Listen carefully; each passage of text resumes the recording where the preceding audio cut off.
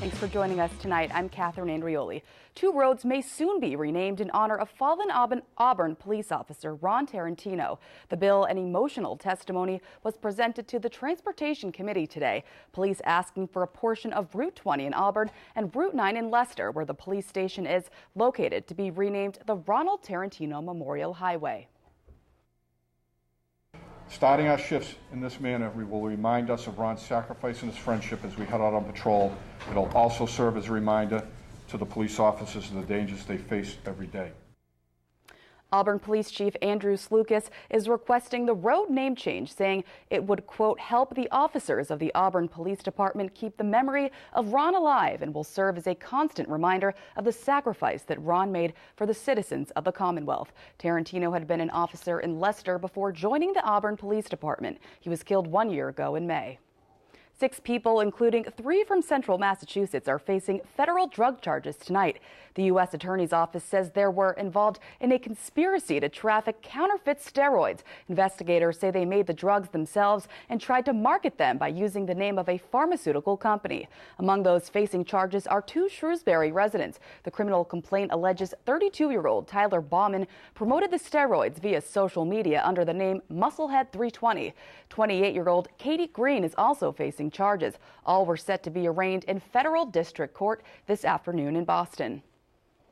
Acting U.S. Attorney William Weinrop also announcing today his office is closing its investigation on whether the town of Dudley violated federal civil rights law in its handling of a proposed Islamic cemetery in the town. The U.S. Attorney cites the approved settlement between the town and the Islamic Center of Greater Worcester as the reason for closing the investigation. It was opened last August to check on whether the town had placed unreasonable barriers on the Islamic Society's request for a permit to establish a cemetery.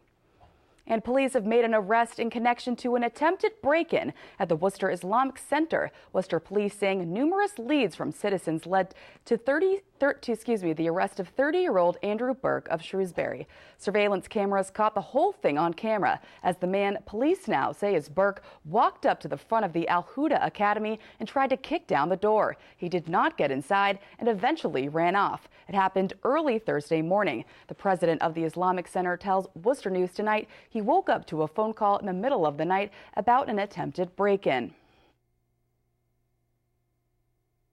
It's very unfortunate. I mean, it definitely makes you disappointed that something, and wanted to make sure that everybody was safe. And then we learned that everything was okay. There was no break-in, luckily, and no damage was done. So that was quite reassuring.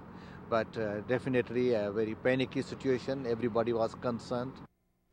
Worcester police say Burke is facing several charges, including causing property damage for the purpose of intimidation. He will be arraigned Thursday in Worcester District Court. A proposal to build a psychiatric hospital is on the table in Worcester. UMass Memorial Healthcare is behind the plan, but there is still concern over another proposal to close psychiatric beds before the new hospital is completed. Our Olivia Lemon has the story.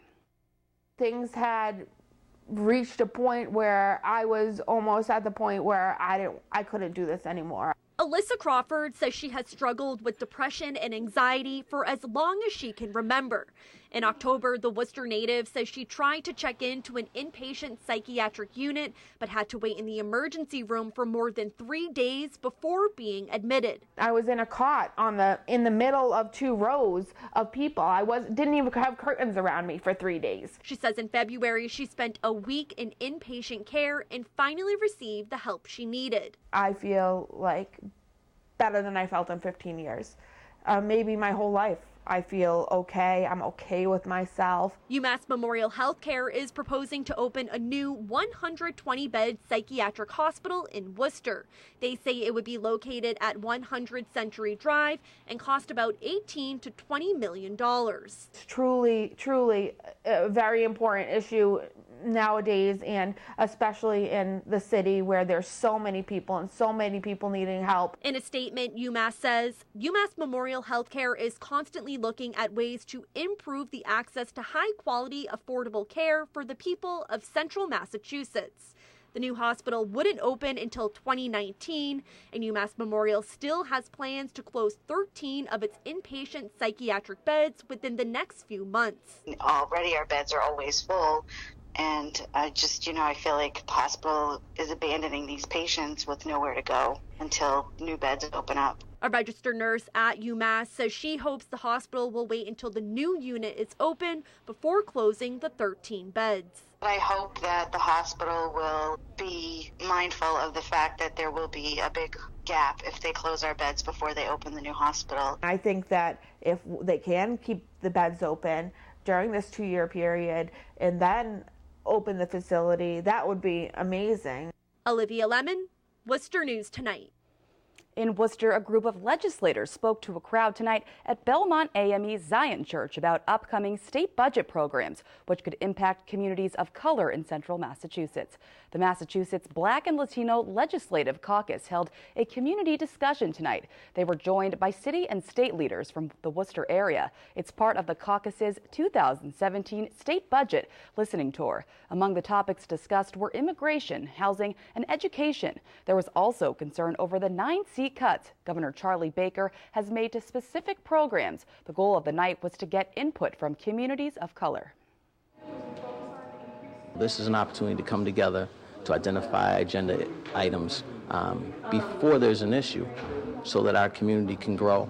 And one of the main things as well is to make sure that people are learning how to be civically involved. We're going to hear, of course, some parochial things that are here and germane to Worcester, but I'm sure we're going to also hear around some of the budgetary things because there have been an awful lot of cuts that happened in the last year and a half. But certainly we've had the 9C cuts, and that has impacted an awful lot of the earmarks that folks in the Black and Latino community will see.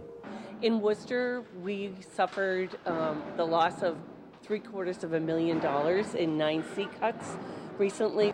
These affected very small organizations that serve the inner city communities in a variety of ways. It's small money but critical services that are provided. So I think you're going to see a lot of people here tonight talking about the loss of those funds. This is the first time the Black and Latino Legislative Caucus has held a public discussion like this in Worcester. Authorities in Sturbridge investigating the death of a toddler at an unlicensed daycare. The Worcester County District Attorney's Office says an 18-month-old child was found unresponsive at a home last week. A cease and desist order was sent immediately to the homeowners from the Department of Early Education and Care. The DA's office says the incident is under investigation. Rock and roll star J Geils was found dead Tuesday in his Groton home. According to police, he died of natural causes at the age of 71. Today, people in Worcester are remembering the guitarist, and as our Rosalind Flaherty tells us, he had many connections to central Massachusetts. Fans are mourning the passing of local musician and rock and roll star J Geils. My response when I reposted it was, is this true? It was a little bit of a setback, a shock for me. Geils was found dead in his Groton home Tuesday afternoon. Police say they responded to his home for a well-being check and found him unresponsive. It's always sad to hear someone passing that had a part of your childhood. The J Geils Band was formed in 1968 in Worcester while Geils was studying at Worcester Polytechnic Institute. A lot of people overlook Worcester, but there's been a lot of great musicians that have come out of here. In the band's early years, they performed this concert at the College of the Holy Cross. The band's hit Centerfold from the album Freeze Frame was #1 on the U.S. Billboard Hot 100 in 1982. Musician Christine Josephson says she was 11 when Centerfold came out. Would dance around the house a lot, you know, cranking it up. She says she used to steal the album from her brother whenever he'd leave the house. And I'd be very careful putting it on the turntable so as not to scratch it, and I put it right back. Matt Robbins is the owner of EL Music in Worcester and a musician. He says Freeze Frame was the first album he saw his mother buy. That particular album had such a new sound for that time, and it kind of ushered in almost a new era of 80s music with it. Josephson says although she feels like a puzzle piece of her childhood is now missing, J Geils meant a lot to her. I would just say thank you. You know, thanks for that childhood memory. Rosalind Flaherty, Worcester News Tonight.